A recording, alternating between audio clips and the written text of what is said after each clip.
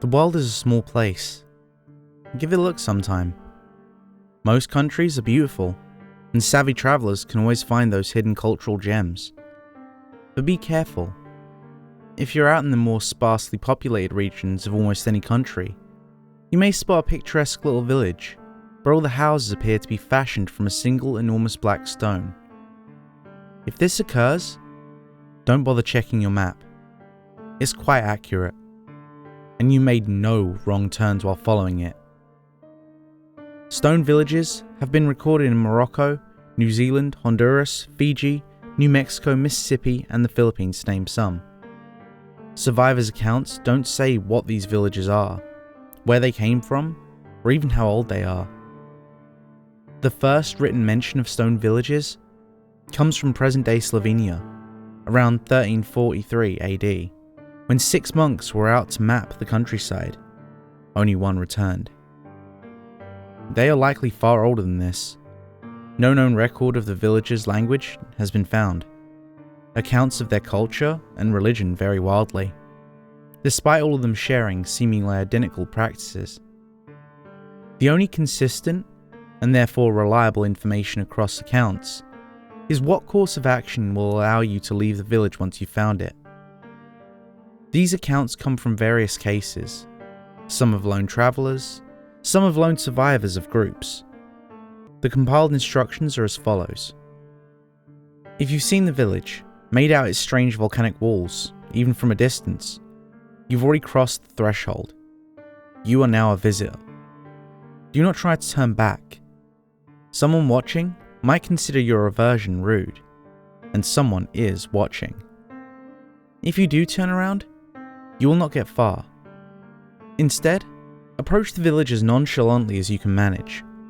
A guide will be waiting for you at the village's edge, where the farms and mills hug the surrounding hills or valleys like fabric. The guide will greet you warmly in whatever official language of the country it is you're in. She will most likely be the only villager who speaks a language you could potentially understand. If you have any gods, pray that she's the only one. She will offer you a tour of the village, except if you don't speak the country's language, nod politely. Accepting the tour grants you protection, initially, and it allows you to walk freely in the village. You are now a guest. Feel free to explore, for you won't see another place like this. Take in the architecture, the walls and the doorways of every stone house. Each will be intricately carved with breathtaking curves and angles. Some carvings will be written in an unknown language. Comparisons of this writing range from Maya glyphs to Sumerian cuneiform to a strange form of ancient Korean. Rest assured though, it's none of these. Some accounts suggest that if you stare at the writing long enough, you may start to get inklings of what it says, as though piecing together an old memory. You may otherwise ask your guide to translate, but be warned. The writing is that of prophets, and not everyone is built to hear the words of the gods. Other carvings will be sprawling murals depicting massive wars, rich landscapes and gods descending. The stone faces will carry more emotion than seems possible, and you will understand centuries of history in one glance. Should the mural be one of the gods, don't look any of them in the eye. Throughout the exploration, your guide will have been taking you towards the village square. The square will contain the temple, the inn, and the festival hall. No written descriptions exist of these buildings, but rumor has it that survivors mumble about their beauty decades later on their deathbeds. The square will also be full to bursting with villagers buying and selling wares of all kinds. You may meet them later on. In the center of the square will stand an enormous statue which you'll be drawn to. Estimates place it at 15 meters tall. The statue will be haunting, but much like a word you just can't remember, you won't be able to place what the statue depicts. The image will round your mental corners every time you try to approach it. At this point, you'll be overwhelmed with curiosity and frustration. Nothing will be as necessary as understanding the statue. But you would awaken something. You may ask your guide about anything in the village. She'll have an answer. But no matter how much it scratches at your sanity, you must not ask about this center statue. If you manage to fight off the curiosity, the guide will then take you to the villagers, who will greet you in their language with an emphatic cheer. The vendors will offer you all kinds of fresh fruit, plump and perfectly ripe. Feel free to take some. It's not poisoned. And more importantly, it's delicious. Whether or not you accept, each villager will fall in line as you pass, singing and forming a single file line. This is the guest's procession, and is a deeply spiritual celebration of your arrival. As such, as more and more people join the cheering line, you may begin to hear crying, screaming, laughing, and unnatural echoes, and far more inhuman sounds mixed into the now dissonant chant. Do not disturb the ritual. No matter what you hear, you must not look behind you. The last person waiting for you in the square will be the high priest. Greet him politely. He's honoring you with his hospitality. He may only favor you with a smile and a gesture of welcome. If so, thank whatever God is looking out for you. If not, well, you'll hear his smooth voice greeting you in your own native language, whatever it is. You must not look at the high priest after you've greeted him, and you must not show any emotion at his using your native language. The high priest will begin by asking a series of questions about faith, commitment, and sacrifice. Questions about yourself that you may not even know the answer to. In the unlikely event that there are several of you, the high priest may only speak to one of you. You must answer as truthfully as you're able.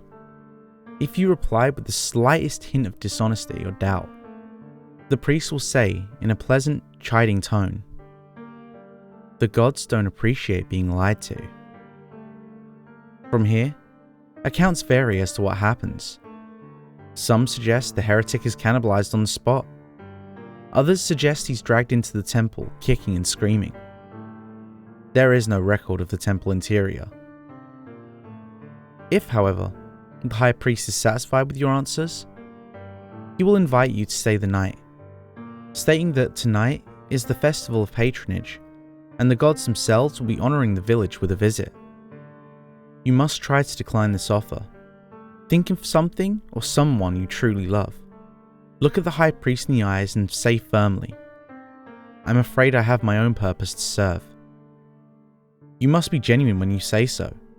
It can be your own religion, a friend or a lover, your career, your art, as long as it's something you'd be willing to dedicate your life to. If you answered honestly, the high priest will nod in an understanding and wish you well on your way. If, however, you're a person who loves nothing and no one passionately, you'll soon know. The high priest will instead smile and say, "Please, spare us a night for the gods." Accept this offer. You will not ask a third time. The village will have an inn, oddly enough, and you'll be taken to its finest room. The walls inside will be just as elegantly carved. The bed will be dressed in fine silks, and the lantern will be made of stained glass. Lock the door and make yourself comfortable. Later that night, you will hear beautiful haunting music and see mesmerizing lights through your window. Do not look outside. Remain in your room. No one will come to get you, and you will not be harmed. It's advised you bring a book to read for this part of the day. Do not, under any circumstances, attend the festival. If you haven't gone to bed by the time the music stops, do so immediately. Blow out the lantern and pull the curtains shut. Make sure your door is locked. Until sunrise, you must stay silent. The gods are visiting. If all goes well, and you make it sunrise unnoticed, you'll be free to leave unharmed. The villagers will bid you farewell in the square, with silent waves and very wide, still smiles, quite unlike their festive greeting. The high priest will escort you to where you first spotted the village. He may even give you a parting gift, a small pendant of a glyph perhaps, or the tooth of some unidentified creature. Thank him for his hospitality and be on your way. The village will not have moved during your stay. So simply follow your map back the way you came. It's better you do not turn around. They may insist you stay a little longer. From this point on, you may want to avoid the countryside. The stone villages are always moving, and no one leaves a second time. Thanks for sticking around to the end. And if you enjoyed today's story, make sure to leave a like. And if you want more like it, make sure to subscribe and ring the bell so you never miss a story. If you need more now, why not check out my Game Pasta playlist? I'll leave that on this card, and I'll catch you in the next story.